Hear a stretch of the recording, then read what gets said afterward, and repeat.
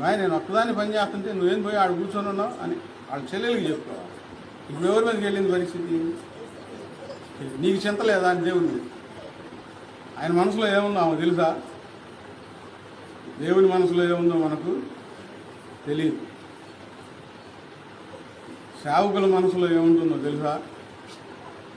గమనించండి. ఏది పడితే అది మాట్లాడుకోకూడదు, ఏది పడితే అది అనకూడదు. నోటి కూర్చొని నీకు చింత లేదా అన్నంత అంత పెద్ద మాట తీసుకోవాలి అనొచ్చా? అనేసరికి ప్రభు గారు ఏమన్నా మారతా నువ్వు అనేకమైన పనుల గురించి విచారం కలిగి తొందరపడుతున్నావు, కానీ అవసరమైనది ఒక్కటే, మనందరికి అవసరమైనది ఒక్కటే. కొరింథీయులకు రాసిన పత్రికలో ఉంటుంది, తీర్పులే నూతన సృష్టి పొందుటయే కానీ